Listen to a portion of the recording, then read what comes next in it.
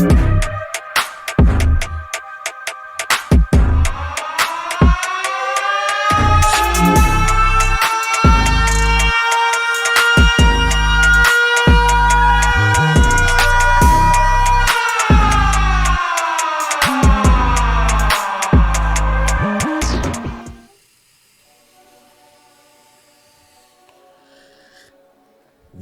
want Dallas. We want Dallas. Yeah. And we wanted all the smoke. Ladies and gentlemen, boys and girls, children of all ages, you are now tuned into a special Motivation Monday on AMP Sports. Gotta get on your job, tell them haters get on your job. Motivation. That's right. Your Dallas Cowboys on yesterday took care of the Commanders by a score of 36-24. Excuse me, 34-26. And if y'all watch the same game I watch, man, we tried to give it away a couple of times, but hey, nonetheless, your Cowboys got the dub. They end the losing streak. We had some budding stars that we're going to talk about. And just some positive momentum. You know, it was getting funky and stale inside the Cowboys building. I mean, Cowboys Nation in general, man, you got folks talking about draft and doing mock drafts, and I'm like, damn, we are at a new all-time low. Like, we're doing mock drafts in November, like before Thanksgiving November. Like, dang, is that bad? But nonetheless, your Cowboys, and I don't give a damn what they tell you, your Dallas Cowboys beat a good football team yesterday. I'm going to say it again. Your Dallas Cowboys beat a good football team on yesterday. Now, by no means was it a perfect game. There's a lot that we still got to clean up. But with the guys we got back yesterday, with the effort that I saw, one thing is for certain. Mike McCarthy has not lost this team yet. Mike McCarthy has not lost his team, yo.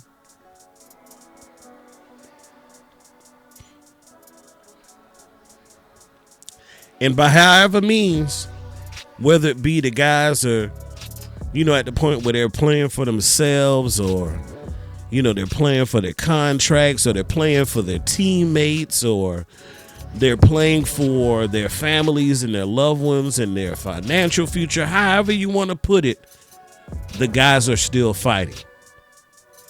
I can support that.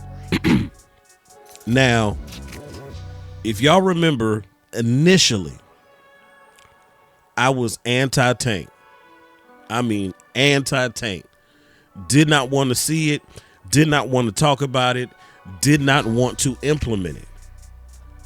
And then after the string of losses that we just racked up, it was starting to look as if the inevitable was going to happen. However, and y'all remember I told y'all, I said the fat lady is in the building. I said she ain't took the stage yet, but she's in the building. She's, you know, gotten to the dressing room. You know, she's getting comfortable. She's doing her pregame ritual, if you will. But she has not started singing. And even at this point, mathematically, she still has not started singing. She may have done a couple of warm-ups, a couple of she might have hit it a couple times, you know. Nothing crazy. She ain't even did sound check yet. She just back, you know, tuning up, out back, tuning up, you know, getting her makeup done and all that good stuff before she really, you know, step out. But there is still 6 games left in this season.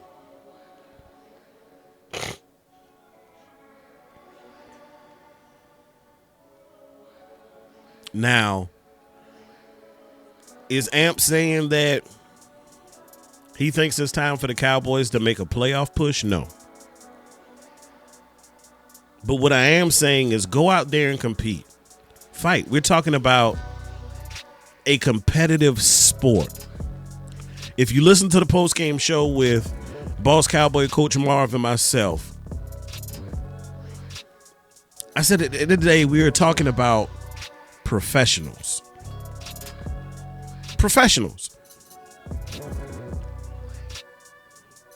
I got some very devastating news last week that I will not recount right now, but I still showed up to work. They said, hey, if you don't show up, we understand, we get it. Hey, if you need to take the rest of the week off, cool. I still showed up to work. That's called professionalism. And what your team displayed on yesterday was professionalism. I was excited to see Josh Butler take off the way he did. I was excited to see Kevontae Turpin play the way that he did.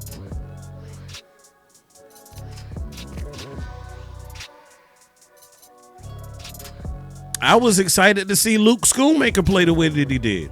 I know we've been poo-pooing on the brother, but guess what? Hey, he stepped up yesterday. I ain't going to be goofy and just ignore it. No. I'm acknowledge it because what I told y'all is no matter if we make this push or if it's we just, we holding on to the end of the season, whichever direction we were going in, I still said I still want a solid evaluation of this team.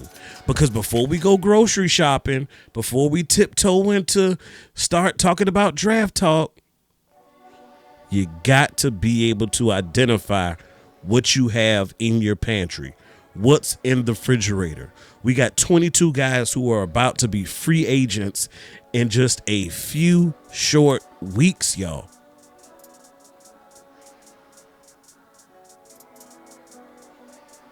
Some of them I would like to come back. Some you can let the doorknob hit you where the good Lord split you.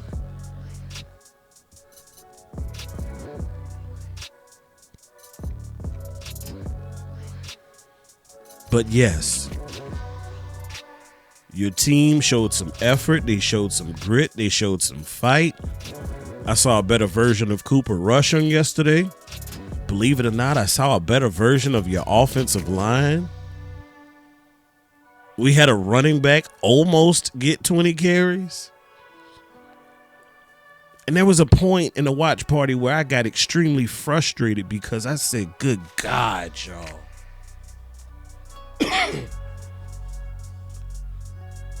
You want to start doing all of the right things now? Like, just pardon me, but it just feels like, and y'all go with me for a minute. Amp got a story for everything, but it feels like the Cowboys are in this relationship, or Mike McCarthy and the coaching staff is in this relationship, and they know that their significant other has been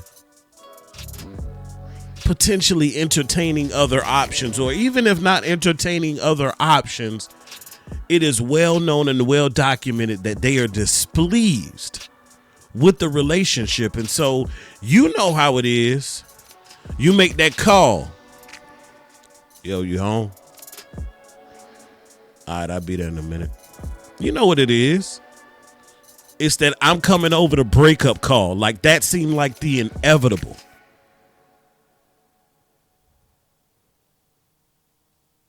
And then what did the Cowboys do? After that significant other came over to give the heartbreaking news, now you start doing everything right. All the stuff that she's been tripping about, that she's been nagging you about, that she's been wanting from you. She has been begging and pleading with you to start showing and displaying these things. And now when she's threatening to walk out the door, baby, please, I'll do right. That's what it feels like, yo. Like, oh, now you want to act right. I got to threaten to leave your for you to get right. But we all know we've been there probably a time or two. Be it on the breakup end or the receiving end. However, we've been there. And all of a sudden, we want to be balanced. Now all of a sudden, we want to target a lead back. Now all of a sudden, we want to hit receivers and tight ends up the seam.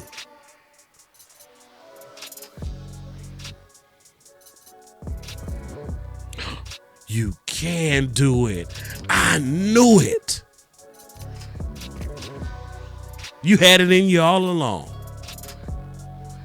And see, that's where the frustration comes, because it's like, Mike, I know you are not as dumb as you have been displaying, sir. Help us out, dog. Like, we were getting embarrassed.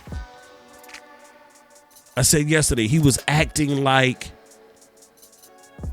calling plays like a single man. But yesterday, Daddy came home. He cut the grass. He washed the cars.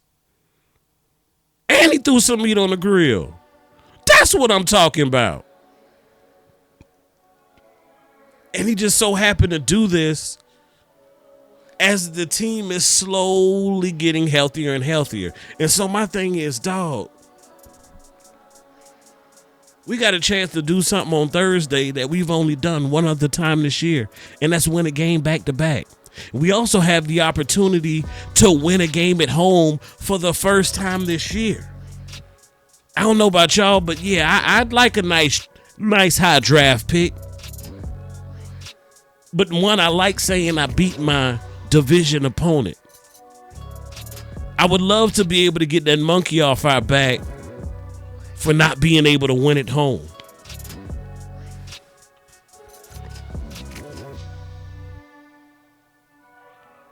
And guess what? Even with an improved level of play on yesterday, your team almost gave it up a couple times.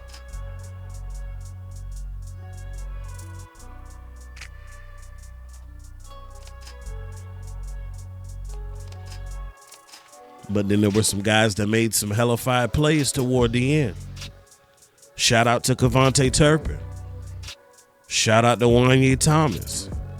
And ultimately, that touchdown, an extra point, that extra point proved crucial because despite missing a field goal early and despite having a field goal blocked early, Brandon Aubrey ultimately kicked the extra point that sealed the game.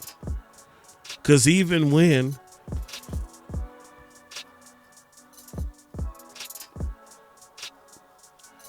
they scored and had an opportunity for the go-ahead extra point, shanked it. And then tried to get the ball back, and then, okay, y'all saw what Terp did.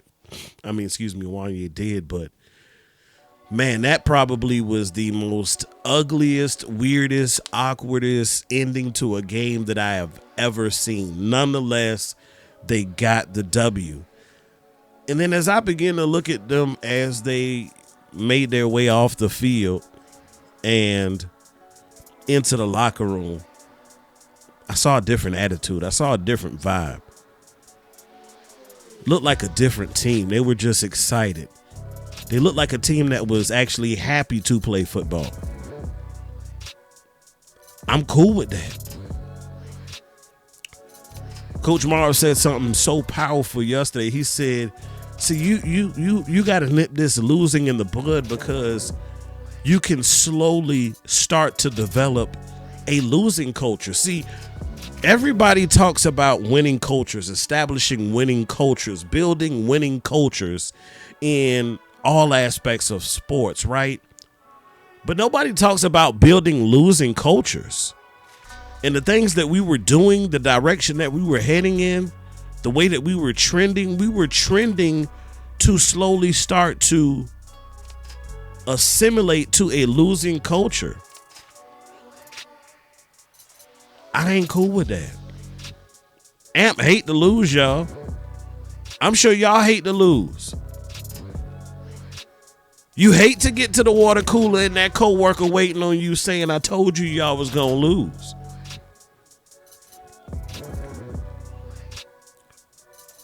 But it's all good. But again, as I said, the one thing I appreciate about yesterday is some guys showing enough stood up. I mean, show enough.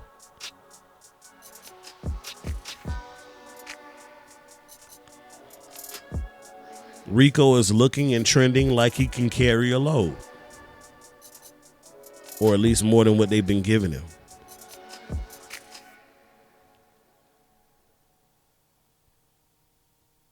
Shout out to TJ Bass. Shout out to Brock Hoffman. Those guys kept that pocket clean for Cooper Rush for most of the game. And did a pretty decent job opening up some holes for your running back crew. I was pleased to see it. Terrence Steele even appeared to look a little better on yesterday. And your defense, man, boy.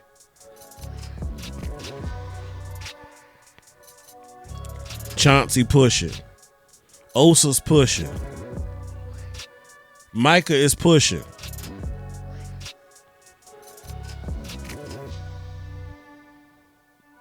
Bland, the corner man. Good to have him back. And I can't wait to have him paired with Trayvon Diggs. Oh, my God. And Jordan Lewis. Can we please get that trio? But Josh Butler, salute to you, sir. Wanye Thomas, salute to you, sir. Israel Mukuamu, salute to you, sir.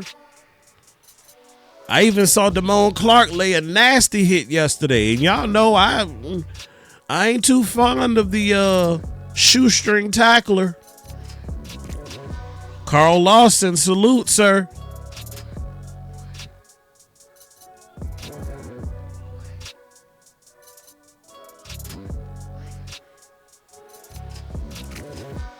Donovan Wilson, you too. And even Malik Hooker, he got in a couple good hits yesterday, a couple open field tackles.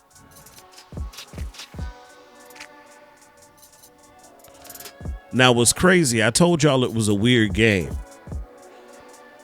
Butter Aubrey, my dog, the team MVP. Missed one and had one blocked. Butter, Mr. Automatic. Aubrey-matic, as someone stated. I can't remember who it was. Don't think I'm trying to take it from you. But salute. Now, we got a short week, guys. You know, they got banged up. They're going to have to recover quickly. Y'all know we deal with this every year. We have this 3-game span, you know, where we hitting like 3 games in like 10 to 12 days. It's a toll. It's taxing.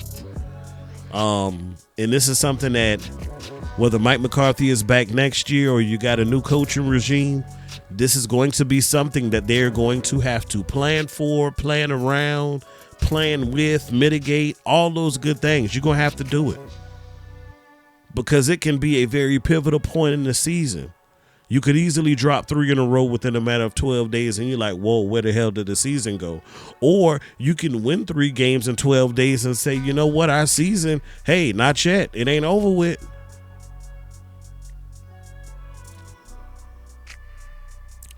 Now, I know there are a lot of y'all who are upset, who are saying, damn, man, we was in the top 10 for the draft picks, man. Like, they messing it up. But I want you to understand this. There are no guarantees that if you were to get this top 10 or top 5 pick, that your management staff is going to actually get a pick that will actually work. It has bust potential. There's no guarantees. Having a top 10 or top 5 pick doesn't guarantee that you're a better team than you were last year. Because there are some teams who pick in that top 10 quite often and have done so probably in more years than they haven't. Your Clevelands. Prior to the last couple of years, your Detroits, your New York Jets, those type teams. They've had great draft picks. And they've picked some bums. So I don't feel like high draft pick is just this end all be all, fix all, cure all. I don't see it that way. Would it be nice to get it? Yeah.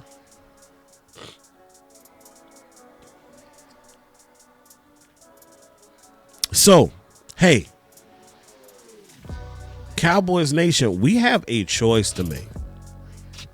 Now, it is well documented when the nation is speaking or singing off of the same sheet of music loudly, the Joneses listen and they react. But I think the problem I'm finding us potentially heading towards is I don't believe that there is enough of a majority to sway the Joneses one direction or another, ultimately leaving the decision in their hands.